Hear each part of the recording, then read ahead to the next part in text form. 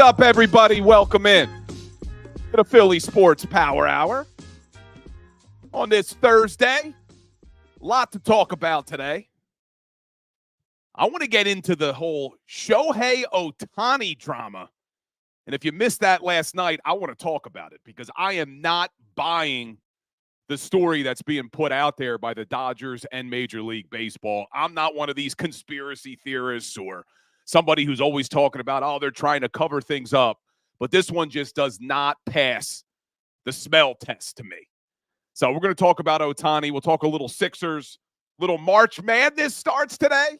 I know a lot of people think this is the best time of the year, March Madness. So we'll talk about that. I'll give you my final four picks.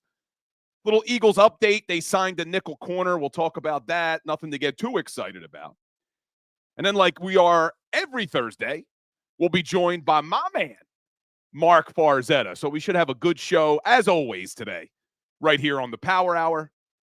And like I remind you, every single show, make sure you are subscribed to my YouTube as well as JAKIB Sports. But let's get a little roll call in the chat. I see Yeshi on TikTok. We'll talk some Eagles, Yeshi. We always do Eagles here, but this is the Philly Sports Power Hour, so we're a 4 for 4. But usually we talk Eagles. But a lot of news outside of the Eagles today. But appreciate you checking in. Let's see who we have here on YouTube. Chuck Hutton in the house, my man. Robert Temple. William Stark, flexing and stepping. Kyle Kokorski has been ready to talk about the draft for weeks. We'll get into it. I started diving in. I got a whole list of players I like in the draft, so we'll talk about it. But we're still a little ways away, Kyle, but I love the excitement. Fanny Eagles girl in the house. Dave, Twiz, Jason A-Team, my man, Xavier, Decoy Gaming, Mike Fittery, MLG Realty. Everybody checking in today. Daz, Wine Niners Wine, my man. Mr. Rudy Pooh. Who else we got here? Bleed Green. Kevin Savard, Steve Ike. I love it. Love it. And if you're checking in on TikTok, appreciate you here as well.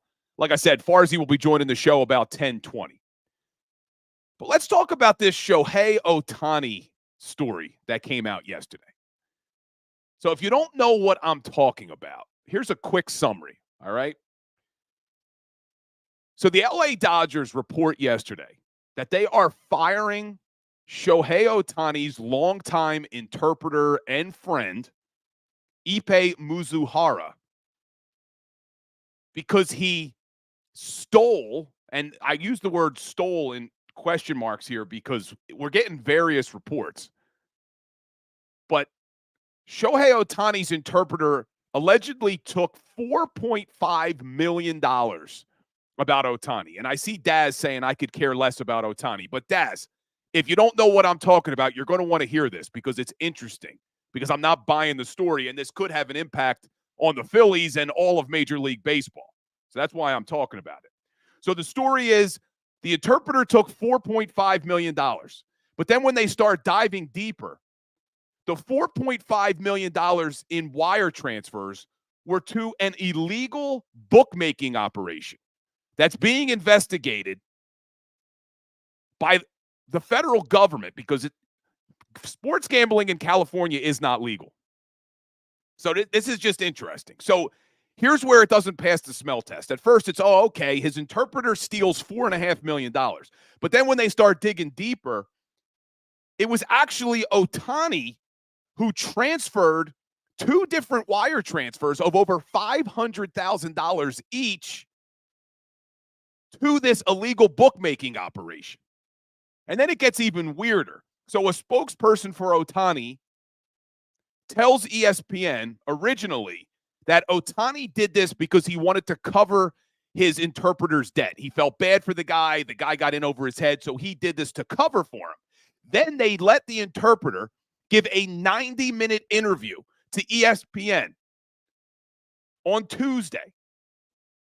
Well, right before ESPN is about to run with the story of the 90-minute interview they just did, the spokesperson then says, no, he gave the wrong account. We're disavowing his account. You're now going to hear from our attorneys. And then the attorneys release a statement that this was a theft.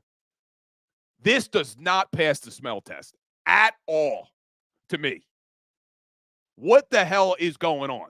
So did Shohei Ohtani really not know that $4.5 million was being taken from him? Did he really not know that his interpreter was using this money for gambling, or, and there's no evidence of this yet, or was Shohei Ohtani using his interpreter to place bets himself? Because if that's the case, then that is a disaster for Ohtani, the Dodgers, Major League Baseball. But what are they going to do about it? See, this is where I'm saying it doesn't pass the smell test, because Ohtani is the face of Major League Baseball, not only in the United States, but worldwide right now. With the power he has internationally, was Ohtani placing bets? This is an interesting story, man. We got to keep following this, because this is an interesting story. And I know there's some people out there who have said to me, I was actually talking to my dad this morning. He's like, oh, well, what does Ohtani need to bet for? What does he need to gamble for? What did Michael Jordan need to gamble for? What did Pete Rose need to gamble for? We've seen this happen before with professional athletes. So this just doesn't make sense to me. And I see people in the chat saying, free Pete Rose. The best tweet I saw was that Pete Rose was only one interpreter away from being in the Hall of Fame. Because if Pete Rose had an interpreter to be his fall guy, then maybe he'd be in the Hall of Fame. But this is just crazy to me. I don't see how you can convince me that an interpreter would have access to your bank account to steal $4.5 million from you without you knowing it. Something's up. So we should keep monitoring this, but people need to keep asking questions, because Major League Baseball would love to sweep this under the rug, because the last thing they want is their international sensation, Shohei Ohtani, from having gambling issues, because they would be forced to suspend him. Hey, Pete Rose suspended for life. So this is going to be interesting to keep watching. So curious what you guys think. I see you in the chat. I see people checking in on TikTok on it. But I don't know what's going on, but I'm going to keep watching. Talking about what's going on, what the hell happened to Tyrese Maxey last night? Holy crap, did he look bad last night. I don't know anybody who stayed up for that game. Late start. They're out on the West Coast. They played the Phoenix Suns. Sixers lose 115-102 last night. But Maxey, you look at his final stat line, 6 points. 6. And he played 30 minutes. He was 3 of 13 from the field. He was 0 for 4 from beyond the arc. Just a bad game for Maxey last night. And when Maxey doesn't play well, this team's got 0 shot. So they fall 115-102. And now they drop from a 6 seed all the way down to an 8. And if you follow this show, you follow me, I keep talking about the importance of them trying to stay in that top 6. We don't want to be in that play-in tournament, because if Joel comes back, I want a 7-game series. I don't want a one single game. And good news last night. Before the game, Nick Nurse said Joel is on the court every day working on basketball right now. They're going to keep monitoring him. The doctors are happy. So things are trending in the right direction. They are trending in the right direction, but this team, we talked about it yesterday. They got this 4-game West Coast trip. They need to go 2-2, in my opinion, to have a shot to be in that top 6. And I see people in the chat flexing and stepping saying they're definitely going to be in the play-in. You're probably right. But they got to figure out a way. If they can get into that top 6, then they got a shot to maybe do something in the playoffs. But they got the Lakers next. So they play Friday night against the LA Lakers. That's a 10:30 start. But talking about basketball, today is the day that a lot of people think is one of the best days in sports. Now, I got to be honest. Now, this is probably not a popular opinion. I'm not that big of a fan of March Madness. I know you could attack me. You could come after me. But for whatever reason, I enjoy it. I shouldn't say I'm not a fan of it. I enjoy it. But I'm not one of these people who think today is the best day of the year, the most exciting day of the year. I just can't really get that into it. I mean, I watch college basketball. I follow college basketball. But for me, I'm not as excited about college basketball as I am football, NFL, college football, even the NBA. I just can't get into college basketball as much. But I do understand why people love it. But for me, I'm not going to be one of these guys who's glued to the television all day. That's just not who I am. Never was for some reason. But I know a lot of people love it. But hey, people in the chat are agreeing with me on March Madness. Interesting. But I do a bracket. So we got a competition going on at the Fanatic. So I had to do one to see if I could beat all the other Fanatic hosts. So I did do a bracket, which, let's be honest, is a complete freaking crapshoot. Nobody has any idea what's going to happen because we've talked about this. This is the reason I want the Sixers to not be in the play-in game, because upsets happen when it's only one game. When you put people in a 7-game series, it's a lot less likely for there to be upsets. And I see Ian on TikTok saying, if I like the NBA over college, then I don't like real basketball. And maybe you're right. Maybe you're right. I get it. I know the basketball in college is a better brand of basketball. I'm not disagreeing with you there. I just can't get into college basketball as much. I just can't do it, man. But anyway, so I did a bracket. I'll give you my final four. Let's mark this down, see if I'm right. So I have UConn versus Baylor, Houston versus Gonzaga, and then my championship game is Houston beating Baylor in the NCAA championship this year. So who do you have? Let me hear from you in the chat. Who's your final four? Who do you have winning it all? Flexen and Steppins got UConn winning it all. I got them in the final four, but I got them getting upset by Baylor. What else we got? Ian, if you're a college basketball fan on TikTok, let me know who you got. Who you got in the final four? Shane Brenner, UConn's taking it. We got Xavier Spencer, UNC. Steel City's got UConn. Swag Autonomous on TikTok. UConn, Kentucky, Tennessee, and Arizona. So a lot of UConns. Bet on Yourself has Baylor. I got them in the final four. Chuck Hutton's got UNC. So Hayden Hand, Kentucky, Houston, UNC, Arizona. So this is what's fun. Tommy Lasorda checking in on TikTok. I wonder if that's the real Tommy Lasorda. Get his take on O'Shea Ohtani. But keep putting your picks in the chat. Some Eagles updates before we take a break and bring on my man Mark Farzetta. But some Eagles updates. So yesterday they signed a 25-year-old nickel corner, Tyler Hall. Now, he's undrafted out of Wyoming back in 2020. He's only played 31 games in his NFL career. He has 6 starts. He's played for the Falcons, the Rams, most recently the Las Vegas Raiders. But this is the time of year where I get frustrated because every single signing now of these kind of fringe guys who aren't even guaranteed to make the team, you get all these people coming out. Great signing by the Philadelphia Eagles, bringing in Tyler Hall. This kid's got a lot of potential. Like, relax. It's a crapshoot. Same thing with, they got Tyler Hall. They brought in defensive tackle P.J. Mustipher the other day from Penn State. These are guys who haven't done a lot in the NFL. Good signings, don't get me wrong. I like the Tyler Hall signing. I like the signing because it's, again, a low-risk signing. The kid has shown he can play some special teams. He's played nickel corner. So far in his career, he's played 379 defensive snaps. That's it.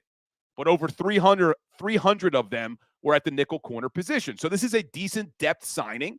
Maybe he comes into training camp and impresses, but I just can't stand the great signing. Yeah, this Tyler Hall is going to be an absolute playmaker on this team. Relax. He's been in the NFL for 4 years. He's played 31 games. He started 6. So I like the signing. You need pieces like this. You need depth pieces like this. But everyone just needs to chill because this is when, we did the same thing last year. They signed Justin Evans. Oh, great signing, Justin Evans. This kid was a stud coming out of Texas A&M. He couldn't stay healthy. Same thing when they signed Nick Morrow. Same thing when they signed Zach Cunningham. You just don't know. But is it a good signing? Sure. You need depth pieces like that. But Howie continues to cook, keeps bringing in players. You look at this roster now, and it's starting to take shape. But I still think they need linebacker, safety. So we'll see what happens. So Bleed Green's asking how many corners you keeping? Because right now they have Bradbury, Slay, Rogers, Ringo, and Ricks. They also have Zach McPherson on this roster. Now you have Tyler Hall potentially on this roster. You got Josh Jobe. So there are some players on this roster. We'll see what they decide to do, but they do have a lot of corners. Yeah, there's another one. Flexing and stepping. Thanks for reminding me. Greedy Williams. You remember that one? Greedy Williams gets signed, and people are like, oh, great signing by Howie. This Greedy Williams kid couldn't even make it out of camp. So everybody's just got to relax with some of these, depth piece signings. You need them. It's nice if they work out. But all of these guys now that you're going to start doing these one-year deals, these below-the-radar deals, they're hit or miss. I mean, it is. It's a crapshoot. Greedy Williams was one. But you got to take chances like that on this team. So when we get back, though, we're going to be joined like we are every Thursday by my man. We all love him, Mark Farzetta, because I want to talk to him about some of the latest on the Philadelphia Eagles. I want to get his take because Farzi's a big baseball guy. I want to get his take on what the hell is going on with Shohei Ohtani as well. So we'll talk to him about that, talk to him about Haason Reddick's situation, what else he thinks this Eagles team needs, and a little teaser. You all know I do a Today in Sports History every single Philly Sports Power Hour. Well, I'm going to tell you what it is today. 20 years ago today, every Philadelphian probably remembers, Veterans Stadium was demolished. So I do want to ask Farzi his favorite Veterans Stadium memory, because I'll give you mine as well. So hit that like button, hit that share button. Stay tuned. We'll be right back with the one and only Mark Farzetta.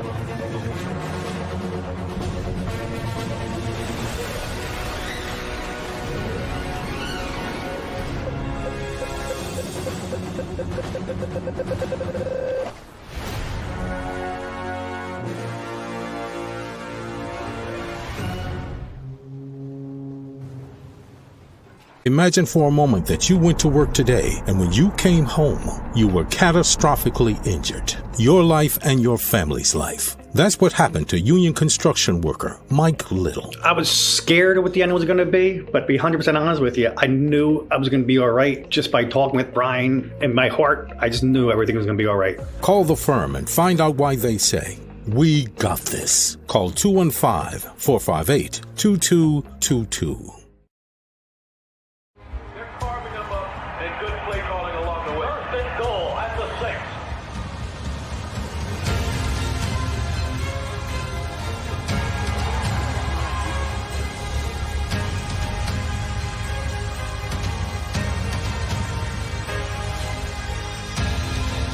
Field of life, First Trust Bank is there for you. Champions on three. 1, 2, 3. Because Philadelphia dreams deserve a Philadelphia bank. Underdog Fantasy is the easiest place to play fantasy sports, and certainly the easiest when you're watching the NBA. And the NBA playoffs are almost here, and you can win money making picks. What are you waiting for? Sign up on UnderdogFantasy.com and use the promo code WIN. An Underdog will double your first deposit up to $100. That's UnderdogFantasy.com. Use the promo code WIN. Get ready for the NBA and get ready for the NBA playoffs. Go to UnderdogFantasy.com. Use the promo code WIN.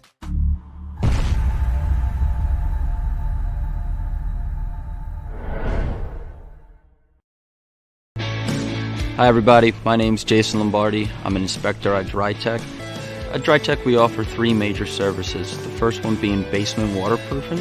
The second service we offer is foundation and structural repairs. And then the third service that we offer is mold remediation. If you feel you are having a waterproofing issue, give DryTech a call or check us out online.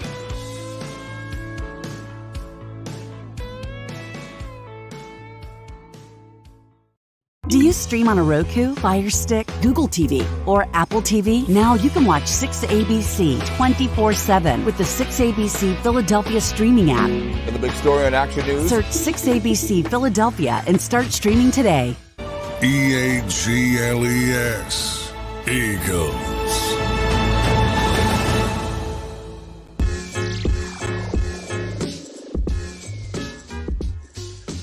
Welcome back, everybody, to the Philly Sports Power Hour with Bill Colarulo.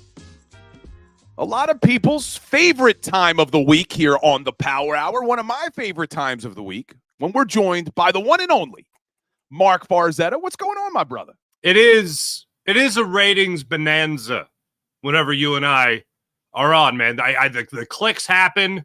We bring the takes. The people bring their eyeballs, their opinions in the comments. It's always a good time. I'm great. How are you? I'm doing well. Now, I'm not really a conspiracy theorist. I'm not one of these guys who's always like, it's a cover-up. But this Shohei Ohtani crap has me questioning what the hell is going on. You following this, Farzy? Oh, it's a spicy meatball. Oh, my goodness gracious. It is, like, just because, like, I really like Shohei Ohtani. Like, the guy's awesome as a baseball fan. Like, just love the guy, right? But, like, the minute he became a Dodger, I wished horrible things upon him. So to be able to get this, even if he has nothing to do with it, it's still a nice thing to speculate and take somewhat, well, not at all educated guesses on. But it just seems really weird that this would all go down.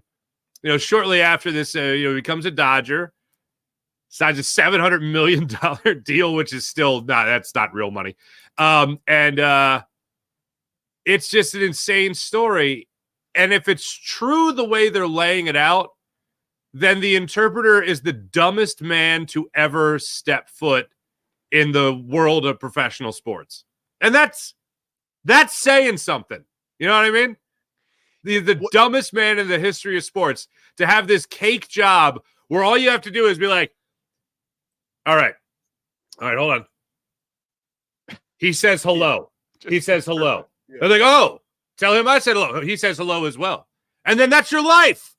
That's your life. That's all you got to do. And you want to bet on sports? Oh, baby. Not too bad, right? But here's what makes me think that there's more going on here, though, because originally a spokesperson for Ohtani gives the interpreter to ESPN for a 90-minute interview.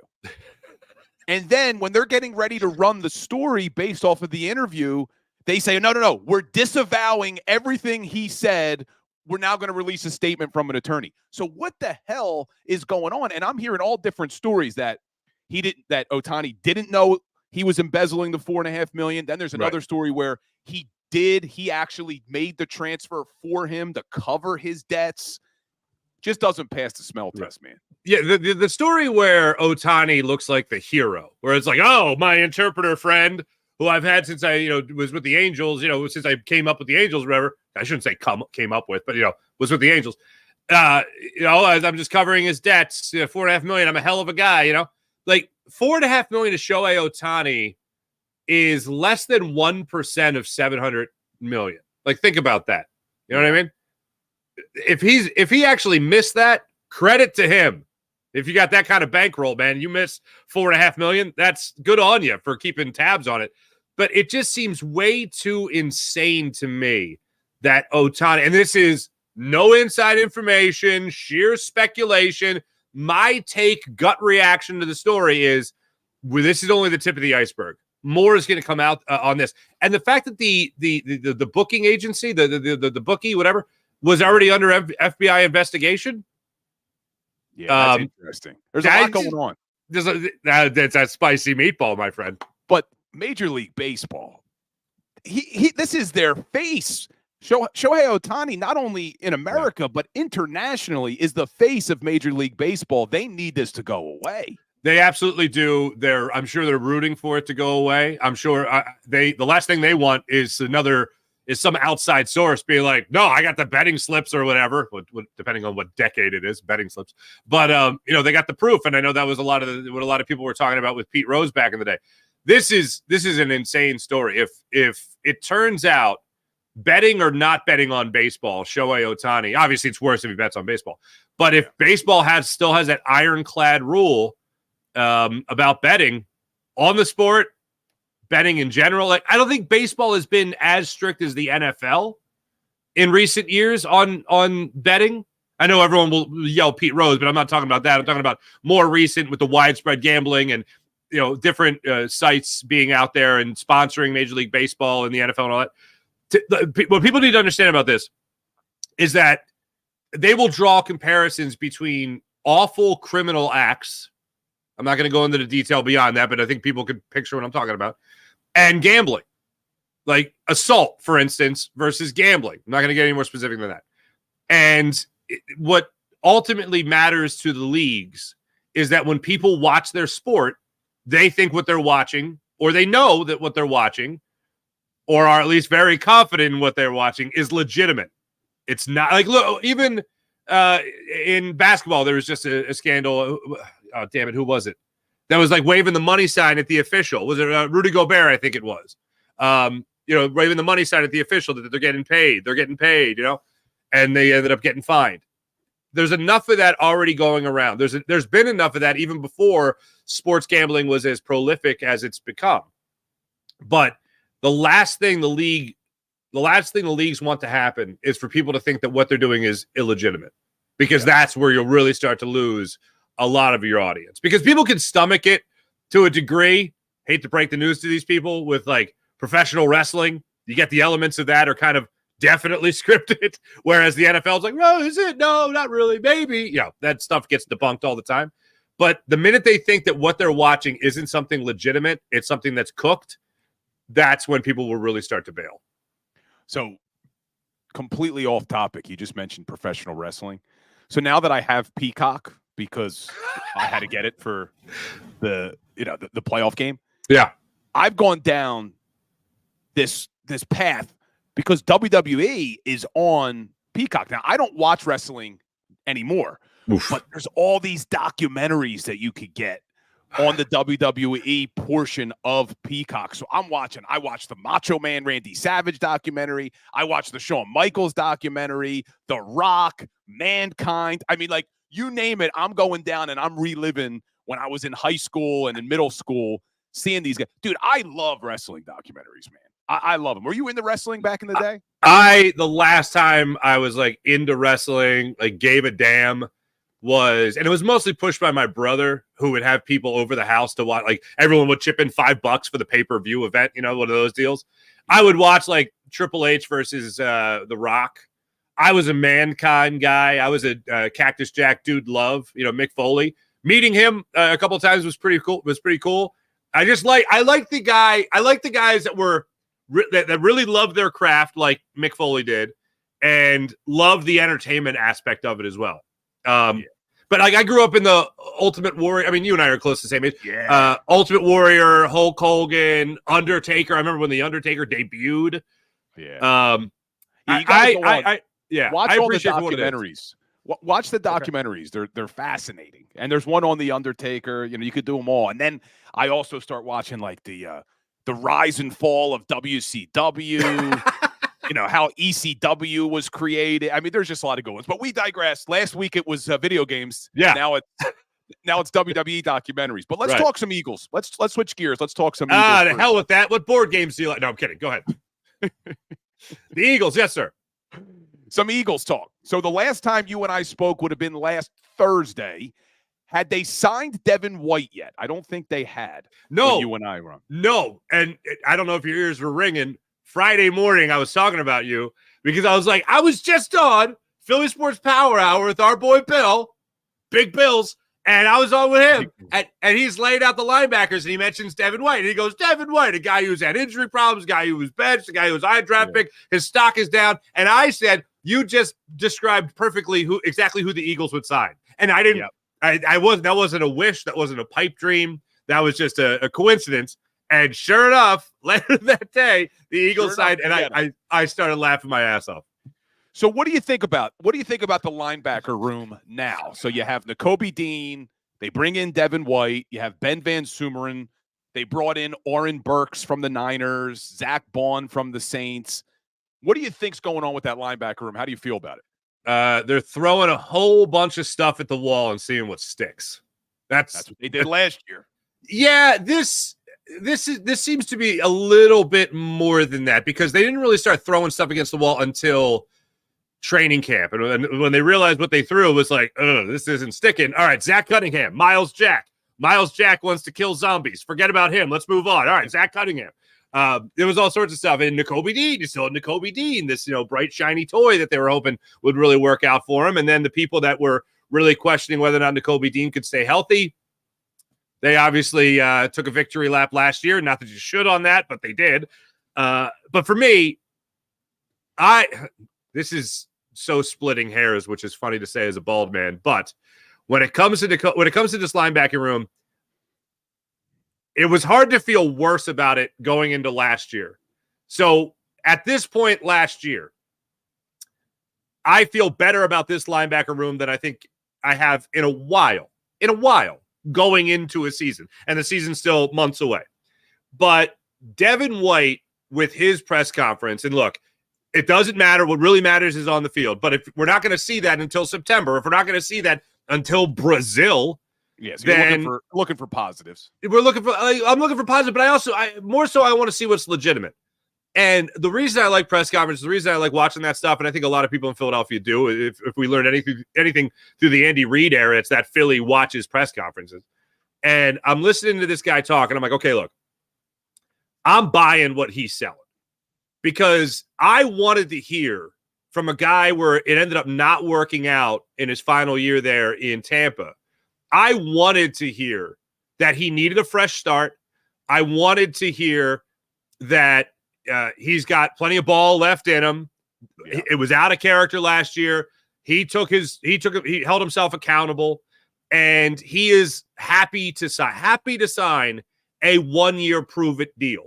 And as far as the money goes, when I saw the first report of 1 year for $7.5 million, I went, that's got to be pretty close to what TJ Edwards got from, or is TJ Edwards going to be making in this upcoming season from the Bears?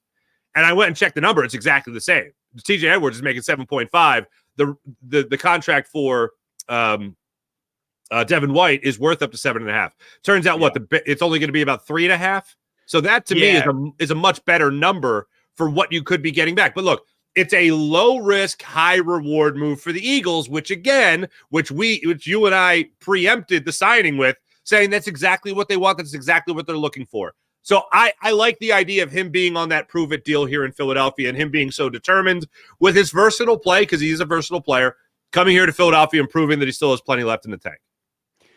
And I like the move too. And I guess I should maybe put in quotes, like the move, because it's a low risk, high reward move. The guy does have all the athleticism and attributes of being a good linebacker in this league, although it hasn't worked yet. Maybe it works with Vic Fangio, new change of scenery and all that. I'll put it to you like this. I was fully expecting them to re-sign Zach Cunningham, and they could still do it. But I like this more than just re-signing Zach Cunningham. Yeah, put it that way. But here's my fear. So as much as I am okay with them bringing in Devin White, again, we have a bunch of could-be's. Nakobe Dean could be really good. Devin White could be really good. Zach Bond, can we say could be really good? I guess. I think they're going to use him more as an edge rusher. Oren Burks, probably more of a special teamer. Ben Van Sumeren, we still don't know what we have. So I just don't like that once again, if they don't do anything else, and it's a long offseason, so I'm not putting my final judgments yet. But if they don't do anything else at linebacker, we're going to go in once again with could-be's. And look how that worked out last season. So I still would love to see them do something And not just in the draft, because I know people are going to comment in the draft. Get Jeremiah Trotter, get this player, get that player. Cooper, Once again, it would be a could be, because he's going to be a rookie. He could be good. For once, I want to see them go into a season saying, okay, we know we at least have that guy at linebacker. I'll put it to you like this, and you could call it semantics, but it's the only thing I would change. And I think you're right. The only thing with Devin White is he has at least been a has-been. And I don't mean like he's a has-been, he's washed up, he's done. I mean, of all these guys, they're all could-be's. Yeah. And yes, Devin White could be good, but Devin White could also be good again. I mean, we're talking about a second-team All-Pro. Talking about, Tom Brady doesn't go to Tampa. It's not like Devin White is leading the Bucs to a Super Bowl championship. But he at least has been good in the league. Last year, huge exception. But he at least is I think, a has-been that I still think has something left in the tank to help this defense have success. So my concern, though, is he was an All-Pro, but I think a lot of the reason that he was an All-Pro was because of his ability to blitz the quarterback. It's something he did really well in Tampa. But look at who his defensive coordinator was in Tampa. It was Todd Bowles, who blitzes more than anybody in the NFL, top 3 at least. He's coming to a defense with Vic Fangio, who we know is not going to blitz his linebackers that much. So is his game going to translate here? Is that Pro Bowl or All-Pro caliber linebacker that you saw in Tampa a couple years ago going to translate here?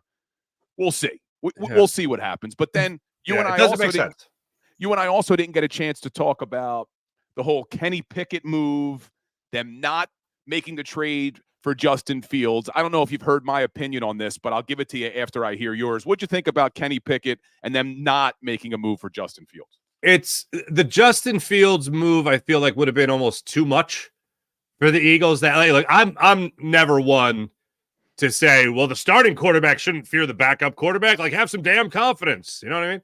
Like the whole time, there was an opportunity to potentially bring back Nick Foles under Carson Wentz. And I was like, hell yeah, man, get him back here.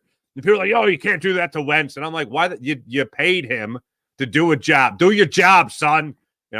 So I don't really subscribe to that much. But when it comes to the quarterback position with Jalen Hurts, they're very similar quarterbacks. Justin Fields has been looked at through his brief career as a guy that a lot of people in Chicago were looking to take that Hurtsian leap from year 1 to year 2, and it just didn't happen. I feel like their games are a little too close. Like Marcus Mariota, there's similarities. Even Kenny Pickett, like people look at Kenny Pickett, he's a mobile quarterback. He's not Jalen Hurts, but he's a mobile quarterback. He can move around in the pocket. He can buy you some time. He can scramble. He's a mobile quarterback. So for me, I think he is close enough to the Marcus Mariota where a guy like Justin Fields would be a little too close to Jalen Hurts, where it might be too much of a carbon copy of the same quarterback. I think you need a little bit of variety there. And bottom line is there's no city more so than Philadelphia that should understand better than anybody that the backup quarterback matters. You need to have a good backup quarterback, not somebody that's going to inspire quarterback controversy or anything crazy like that as the season goes on, but just somebody that if they need to come in and take a couple snaps, take a couple weeks for whatever reason, they can come in and hold down the fort. I would have rather of them been able to work out a deal like with Joe Flacco, because I just don't like the idea of giving up picks. Like I would have rather just gone out and signed somebody, a veteran, like they tried to do with Joe Flacco before any of this was news, before Flacco ended up going to, where the hell did he end up? Was it Chicago? Did he end up in Chicago? I think he's with the Colts, isn't he? The Colts, that's it. Sorry, yeah. One of the Midwest places. Anyway, I would have rather that happen than have to give up an asset, even though they got a fourth round pick in return. So for me, that was the only thing I didn't like. But I bottom line is, you're telling me Kenny Pickett's on the team. I'm happy that they have a good backup quarterback. Yeah, and I think the important thing was when you looked at the contracts, because Justin Fields is in the final year of his rookie deal, so they weren't going to exercise his fifth-year option. They would have to do that by May 2nd of this coming year, and you would owe him $25 million in 2025. So there was no way they were going to do that. So really, you'd only have Fields for 1 year. With Pickett, because he was drafted in 2022, right? Am I right on that? Yeah, 2022. You would have him for two more seasons under his rookie deal. So, and I'd like that move better. I'm still not a huge fan of Justin Fields. I've asked this question because there was people when it first happened here on the Power Hour in the chat, being like, oh, the Eagles should have taken Justin Fields. And I kept saying, what has he done in his career outside of a few highlight reel runs? Because he did have some highlight reel runs. Yeah. What has he done that we're all sitting here acting like Justin Fields is this great quarterback? And every team in the NFL had the ability to make a trade of a 6th-round draft pick, and they didn't do it. And there are teams who really need a quarterback more than the Steelers or the Eagles, and they wouldn't even give up more than a 6th-round draft pick. So to me, it's where's this love affair with Justin Fields other than the fact that it's a big name? That's what I think is going on. And Chicago already quit on him. Yeah. Like there's no people. It's we know it happened certainly enough with the Eagles. Talking about the linebackers they threw out there, like they don't let go of good players. They sure as hell don't get rid of potential franchise quarterbacks. No, not in this league. Like the Eagles gave up on Carson Wentz. How'd that work out for the Colts? Oh, not good? You don't say. The Commanders gave up on him. How did that work? Oh, not great? No kidding. Like they don't give up on franchise quarterbacks that are actually going to be good in the NFL. Yeah. Hold on. And I got to address this in the chat. So our man Big Chris says, is this dude Hall any good? And then I'm Awake, are you, who's a big fan of the show, I appreciate you being here, said, yeah, he's legit. But this is what I mentioned earlier in the show, and I apologize, Farzy, for digressing here. Yeah. But this is the time of year where when signings are made, people get a little bit too excited. And I'm accused of being overly positive, so this is coming from me, of all people. Tyler Hall, good signing. Good depth piece. The guy's played 379 snaps in his career. So the people who come in, oh, yeah, he's legit, great signing, he's going to be a stud. We have no idea. The kid's 25 years old. He was undrafted. He's been in the league for 4 years. He's only played 31 games. So just relax with he's legit and he's going to be great. Depth piece, maybe he turns out to be something. Sorry, I'm lecturing the Power Hour chat. But this is the time, you know what I'm talking about, where every single one-year signing, we're getting the same thing from Oren Burks. I'm hearing people even talk about the new D tackle they got from Penn State, PJ Mustipher, who's literally played 4 games, has 4 total tackles, and I see people who I guess were Penn State fans. Oh, Mustipher's a stud.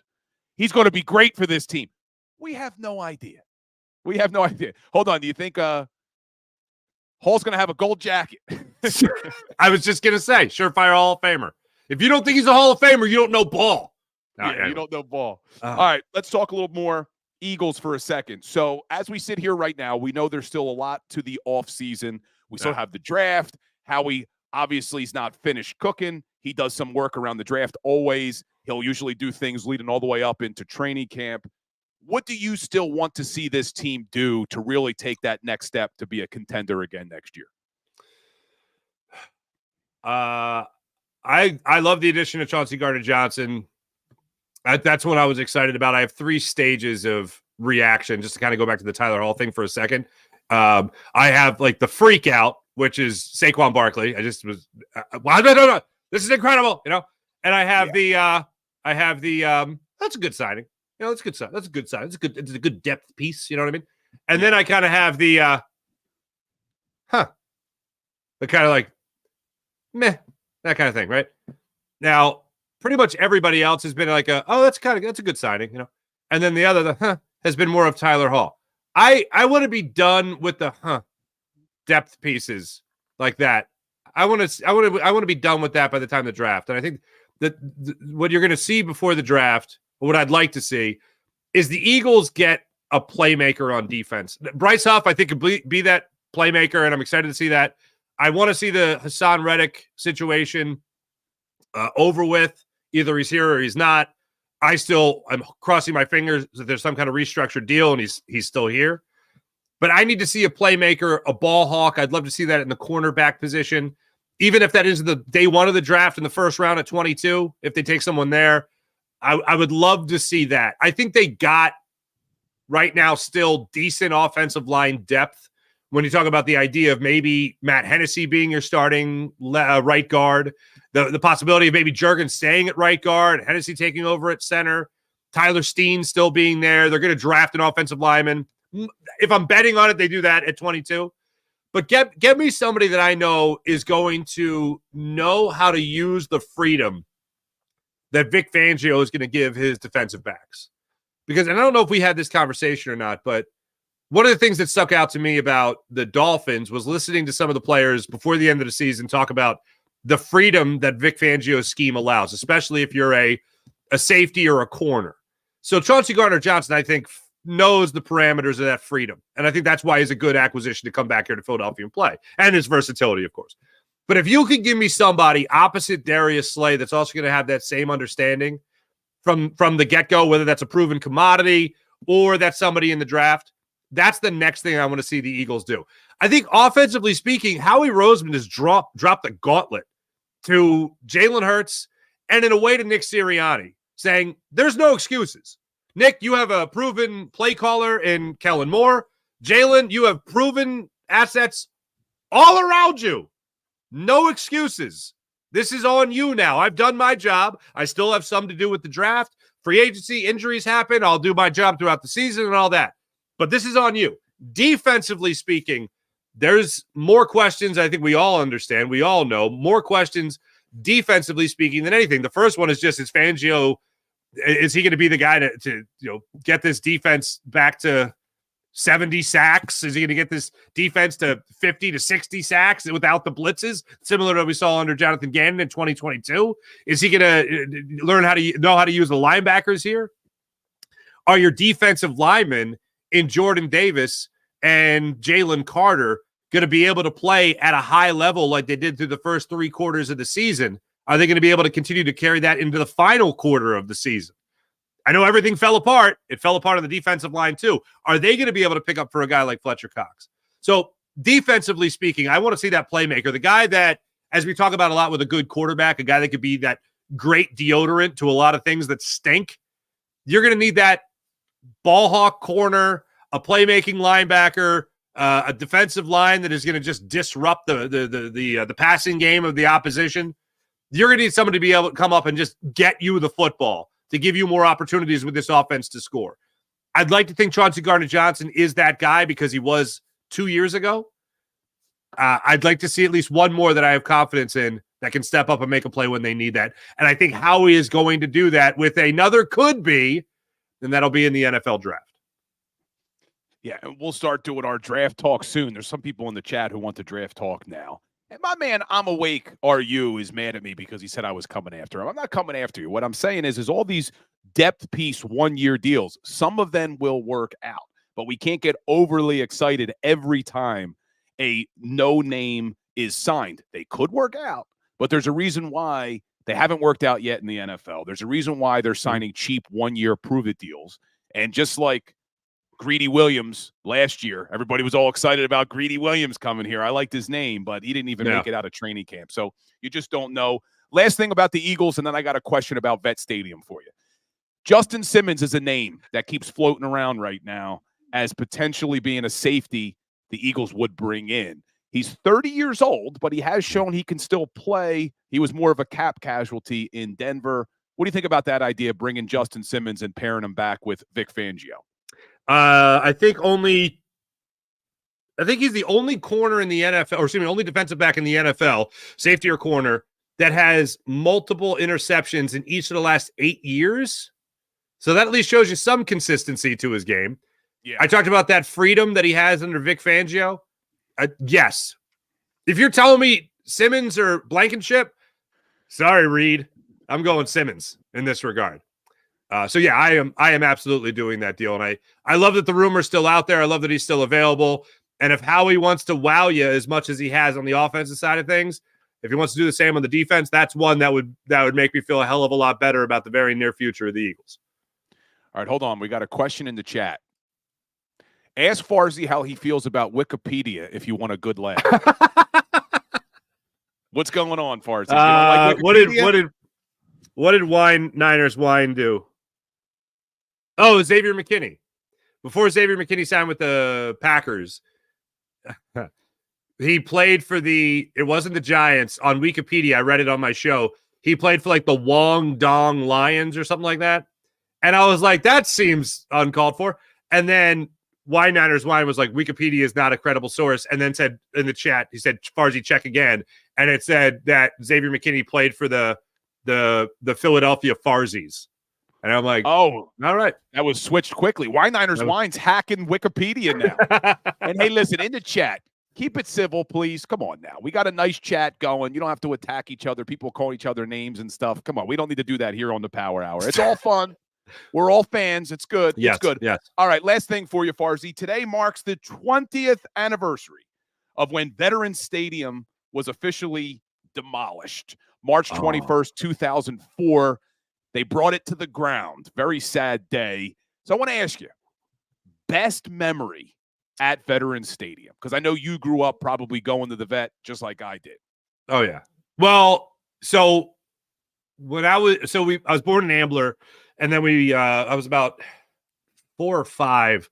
We moved to Rochester, New York for my dad's job, and then we lived in Baltimore for a year. So I was young in Baltimore, maybe 6 or 7, and I would go to Memorial Stadium and I would go to Camden Yards. Now, Camden Yards is still one of the most beautiful ballparks you could go to. My grandfather was an usher for 20 years for the Orioles, right? So I would get seats. He was right behind home plate, and I would sit right behind home plate. Often I'd sit next to like the Ripken family, which was just, amazing. Cal was playing, so I didn't really meet him. But anyway, so my dad, I remember we moved back to Philly. We moved back to the Philly area, and my dad's like, all right, enough of this Orioles stuff. We're going to go to a Phillies game. And I had always, I didn't know anything about the Phillies. I just had a pennant above my bed of the Philly Fanatic. And I think it was from like the 83 World Series team that ironically lost to the Orioles. And maybe that's why my mom had it above. That was the one that was a loser, because my mom was from Baltimore, is from Baltimore. Anyway, so my dad, I went from Camden Yards, Bill, to the vet. Yeah, a little bit different. And I remember looking around and like, this is the team. This was the team I like the Phillies. This is them. Like, I just knew the sentence. I like the Phillies. And I remember Charlie Hayes dropped a foul ball right in front of where we were sitting. And I just remember thinking, this team sucks. But there was something about the mentality of the fans. I was a little kid, but I just remember it wasn't like Baltimore. Like, Baltimore at the time had this kind of like juice box and orange peel mentality after a loss. Like, that's all right, you'll get them tomorrow, that kind of thing. And like Philly obviously has never been that way. So I identified more with the I remember this as a little kid, the Philadelphia fans being so angry at that drop foul ball. And I just remember thinking like, hell yeah, these guys are getting paid that much money. This is BS, And I'll never forget the smell. The first time I walked in Veterans Stadium, I was like, I smell urine. It smells like urine. And then I grew to love that it smelled like urine. Like, it was just the weirdest thing because I attached it to my childhood. I remember going to see Sammy.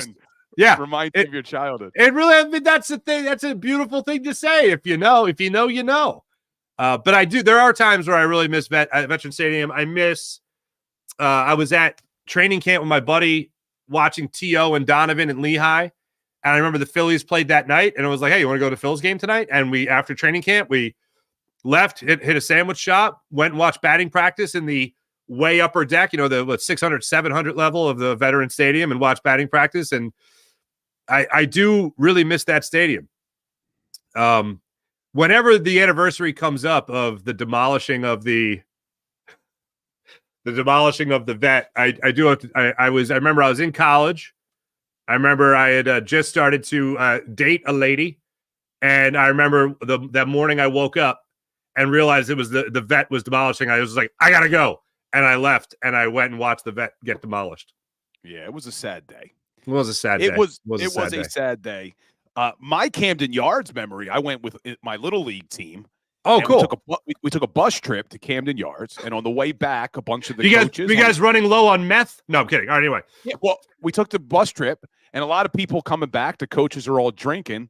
Next thing we know, we get back to our baseball field where all of our parents are picking us up, and two of my little league coaches, full-blown fist fight when they get off the bus. That's my memory. Is like, I'm like 7 years old, and the coaches are just going at it, both drunk. I remember people yelling, "You should be embarrassed." So that was my Camden Yards memory. It was a good trip until we got back, and the coaches just lost their mind on the bus. So they took a little bit of Baltimore home with them, did they? Yeah, it was fun. It was fun. Well, Farzi, I appreciate you as always, my friend. And make sure you guys check out the Farzy Show every day, Monday through Friday, 6 a.m. And you can watch it all day if you're not up that early. So don't worry about getting up early. That's the nice thing about YouTube. Well, I appreciate you, my brother. I'll talk to you soon, my man. Back at you, homie. See ya. See ya, dude. Mark Farzetta joining the show like he does every Thursday, and we're talking about Veteran Stadium. So, we end the Philly Sports Power Hour always with a Today in Sports History. And today, March 21st, 2004, Veteran Stadium was brought to the ground. So I was thinking about what my favorite memory was. And for me, I wasn't here for the game you guys are talking about. I can't really remember the Randall Cunningham one. I mean, I was born in 83, so I don't remember that. I don't remember the 1980 NFC Championship game because I wasn't born yet. But for me, my greatest memory at Veterans Stadium was the first playoff game I ever saw there, December 31st, 2000. So it's New Year's Eve. I'm 17 years old. It's really the first playoff game in the Andy Reid era with Donovan McNabb. They played the Tampa Bay Bucks, and they dominated them 21-3. I was sitting up in the 700 level.